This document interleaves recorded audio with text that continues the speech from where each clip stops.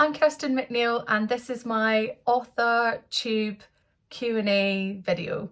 I think that's what it's called. Question number one, how did you find out about AuthorTube?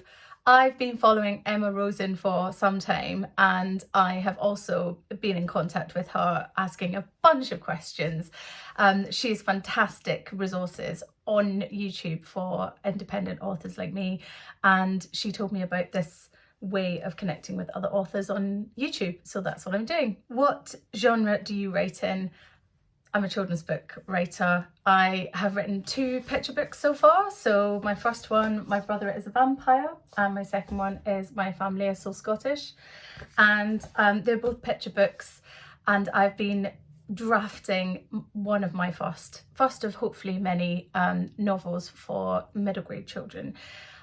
So I'm firmly in the children's book genre. And I think it's probably because I have children of that age. So I have a 4-year-old, which is very picture book focused, and I have a 7-year-old who loves reading chapter books. I mean, it's also the most joyful of the genres, and that's what I really love about it as well. I read voraciously middle grade books and YA as well, and you never regret reading one of those books. What's your preferred writing style? I have written predominantly in first person. It wasn't deliberate. I think that's where my comfortable writing style is. So My Family is So Scottish, My Brother is a Vampire. I think it makes it a sort of comfortable, approachable way of writing a book is what I feel more comfortable doing. Question 4, are you a plotter, a pantser or a plantser?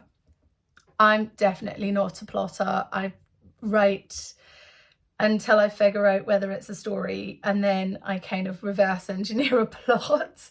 So I'm definitely a pantser. Are you self-published, published, yet to be published? I think I mentioned in my intro, I'm self-published.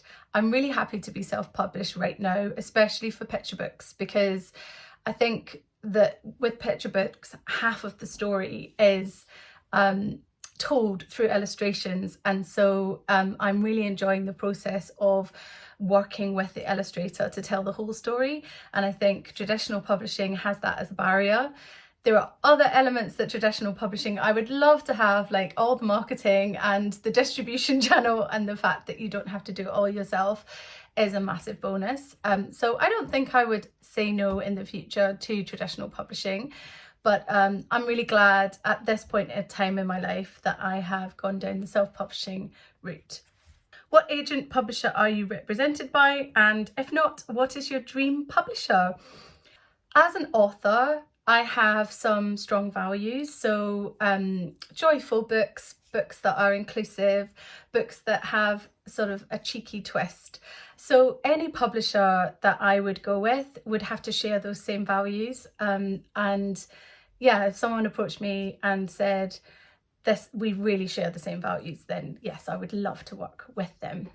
What AuthorTube related videos can we expect on your channel? I've posted some videos so far that are around the life of an indie author and the kind of things that you have to deal with. I'd like to post more of those. I have a video that is about what it's like to run a Kickstarter, and hopefully that's helpful to people, and I'm quite honest in the information that I provide.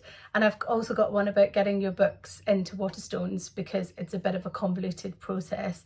So as I learn, I'd like to share what I learn with other authors on this channel. When did you start writing? When did I not start writing? I mean, this book behind me, that's kind of a bit of a secret project right now, nobody else has seen these pictures. That is a book called Daddy's Scared of Beasties that I wrote as initially a poem about my husband, who was just really, really scared of everything that crawls. And I wrote that about 8 years ago. So there's pieces of different stories that lie sort of dormant in the back of my head for ages, and you kind of know when it's time for a story to come out. You kind of get an understanding of when it's that book's time, I guess. So yeah, I've been writing poems particularly since I was about sort of 8 or 9, and really loved the way you can express yourself through a poem. And that's why I guess all of my books so far are rhyming books. What was the first story you wrote? I have no idea. I really have no idea. I think I was more of a reader than a writer, and I wrote lots of poems. There's one poem in my teenage diary that I found recently, and it is about a lost friend, and it was when my best friend broke up with me and I was so heartbroken that I wrote a poem.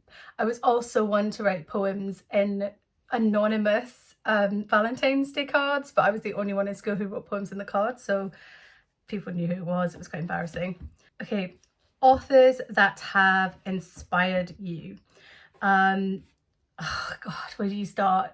I read a lot of Jacqueline Wilson growing up. I loved the stories and the way she told the stories, and the way she was quite controversial to some people, but actually made so much sense to me. And I loved that she was pushing boundaries from that, you know, age where, you know, you're dominated by the classics, and there were certainly some rules that children were not allowed to read, and she pushed through so many of those barriers. So I love that. Picture books wise, I'm a big Rachel Bright fan. She has fantastic rhyme, and her stories are they just come to life so easily, and they are colourful and bright, just like her name.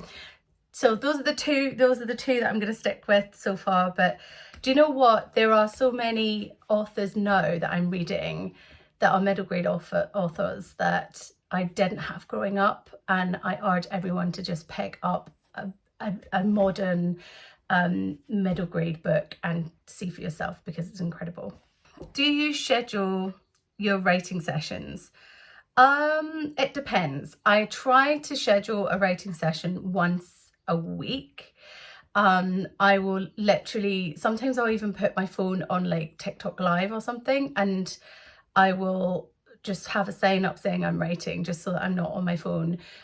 Sunday nights are really good for me, but most of the time I'm just getting pieces. So I have another job, and that takes up a lot of my time in the week. So I write everywhere. I write on my phone. I've got a notebook in every room. There's no excuse really.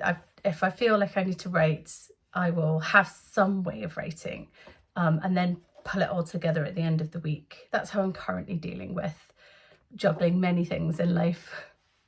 How do you write and where? I think I've just answered that. Anywhere I can. I've written in the queue to pick up my child, on my phone. I use OneDrive and Google Drive, so I can literally just, you know, pick up a device from anywhere and log in and add to my writing, add to my stories. I do like writing everything down by hand. So my book, the novel that I'm writing at the moment, it's all written down in a notebook first, and then my first edit is when I type it up, and that's just how I've been working. I think it's absolutely fine for me. And then what are you most looking forward to? I'm launching and publishing 2 books this year. So one is the one behind me, Taddy's Scared of Beasties, and the other one is a sequel to My Brother is a Vampire. And I'm really looking forward to that. I'm really looking forward to meeting more people in this community. It's an amazing community. Authors are amazing people. We're such purpose-driven people, I kid you not, and every single person I've met has been incredible. So yeah, just looking forward to more of that. So that's me, Kirstin. If you want to check out my books, I'll put a link in the doodah. I'm not very good at this, but please engage with me and connect with me. I love talking to other authors.